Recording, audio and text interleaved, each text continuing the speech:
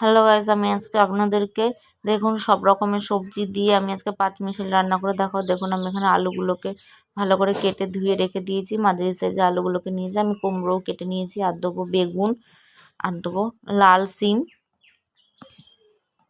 এগুলো সব আমি ধুয়ে রেখে দিয়েছি। আর এখানে দেবো আদা বাটা দেবো, আর জিরে, আর ফোড়নে দেবো পাঁচফোড়ন, তেজপাতা, শুকনো লঙ্কা। নামানোর সময় দেবো ধনেপাতা, আর শুধু হলুদের গুঁড়ো, জিরের গুঁড়ো, ধনের গুঁড়ো আর আন্দাজ মতন নুন দেবো।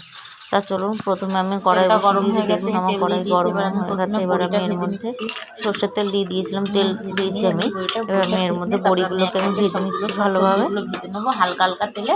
আমার বড়িগুলো দেখুন ভাজা হয়ে গেছে। এবার আমি বড়িগুলোকে তুলে নিয়েছি। এবার আমি একে একে এগুলো সব সবজিগুলো ভেজে নিয়েছি। কুমড়ো, বেগুন, সিম, এগুলো সব আমি ভেজে নিয়েছি।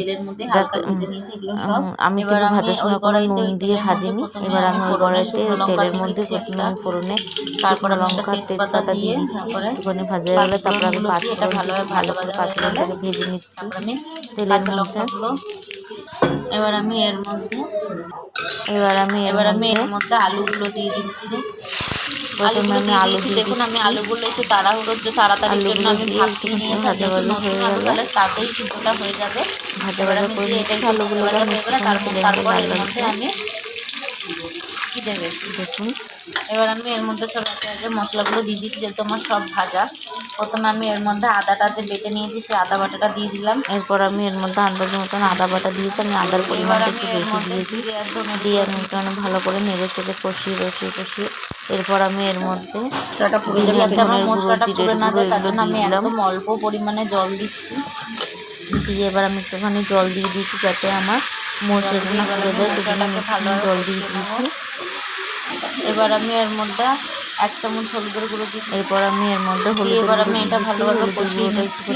আমি কিন্তু এর মধ্যে কোনো শুকনো লঙ্কার গুঁড়ো ব্যবহার করবো না, কারণ নিরামিষ তরকারি সাধারণত মিষ্টি খাই একটু। কাঁচা লঙ্কা, এবার আমি এর মধ্যে কাঁচা লঙ্কাগুলো দিয়ে দিচ্ছি, কাঁচা লঙ্কা চেরা। এইসব তরকারি সাধারণত মিষ্টি হয়। এবার আমি এখানে ঝালের পরিমাণটা সবজিগুলো দিয়ে দিচ্ছি। প্রথমে আমি কুমড়োটা দেবো, কুমড়োটা দিয়ে কোনো শুকনো লঙ্কাও ব্যবহার করিনি, কাঁচা লঙ্কা ছিঁড়ে দিলাম। এবার আমি একটুখানি ঢাকা দিয়ে দেবো যাতে আমার কুমড়োটা একটু সিদ্ধ হয়ে যায়।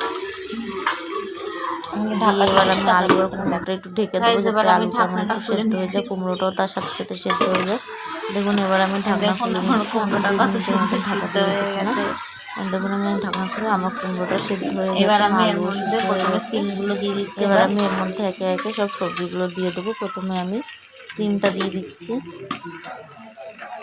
তারপর আমি বড়িগুলো দিয়ে দিলাম।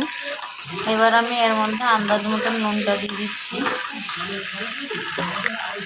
আন্দাজ মতন নুন দিয়ে দিলাম। দিয়ে এবার আমি এর মধ্যে আন্দাজ মতন নুন দিয়ে দিচ্ছি। বেগুনটা দিয়ে ভালোভাবে কষাচ্ছি। এবার আমি এর মধ্যে বেগুন আর বড়িটা দিয়ে দেবো, দিয়ে আবার আমি একটুখানি ঢাকা দিয়ে দেবো। এরপর আমি এর মধ্যে ভেজে রাখা বেগুনটা দিয়ে এবার আমি আন্দাজ মতো দিলাম, কারণ বেগুন পড়ে যেতে পারে যদি আগে দিয়ে আবার আমি ঢাকার জন্য ঢাকা দিয়ে রেখে দিচ্ছি। তারপর আমি আপনাদেরকে দেখাচ্ছি ঢাকনা খুলে। এবার আমি ঢাকনাটা খুলে নিয়েছি। দেখুন এবার আমি এর মধ্যে চিনি আর ধনেপাতা দিয়ে ঢাকনাটা প্রায় হয়ে এসছে।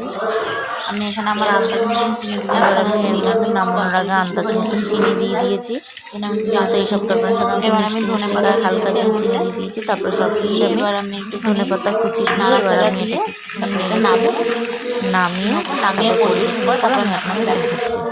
দেখুন আমি এটা নামিয়ে নিয়েছি। আপনারা চাইলে বাড়িতে এরকমভাবে রেসিপিটা করে দেখতে পারেন। আর আমার রেসিপি ভালো লেগে থাকে অবশ্যই like, comment, share and subscribe করুন।